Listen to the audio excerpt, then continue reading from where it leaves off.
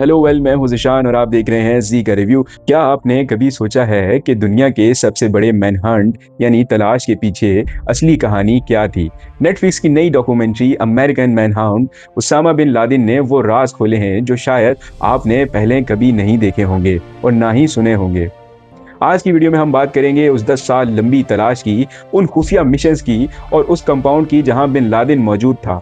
इस सीरीज में ऐसी क्या खास बात है और क्या ये वाकई देखने के लायक है? चलिए जानते हैं डिटेल में इस वीडियो के अंदर। वीडियो शुरू करने से पहले बताता चलूं, इस डॉक्यूमेंट्री के 3 एपिसोड हैं और हर एपिसोड का एक डिफरेंट पार्ट है।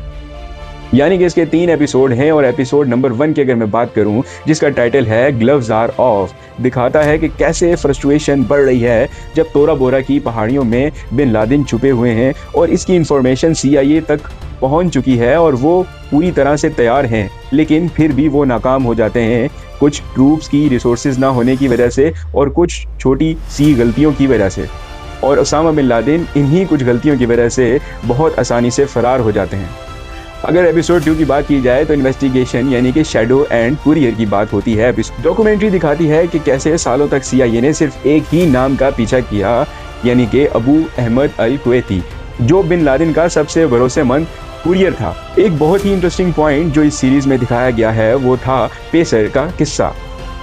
एबटाबाद के उस मशहूर कंपाउंड में एक शख्स रोजाना गार्डन में टहला करता था। CIA ने उस शख्स का साया यानी कि शैडो को मेजर किया ताकि उसकी हाइट का अंदाजा लगाया जा सके, जो बिन लादेन की हाइट से मैच करती थी।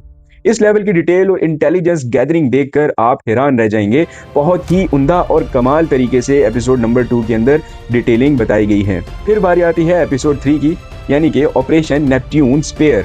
आखिरकार मई 2011 की वो रात आई जब सील टीम 6 ने हेलीकॉप्टर के जरिए एबटाबाद में ऑपरेशन किया। सीरीज के अंदर उन नेवी सील्स के कुछ एक्सक्लूसिव इंटरव्यूज हैं जो उस मिशन का हिस्सा थे। एक सोल्जर बताता है कि उन्हें तब यकीन हुआ कि उसामा बिन लादेन वहां मौजूद है जब उन्होंने एक कंक्रीट की दीवार पर एक फेक डोर बना हुआ देखा।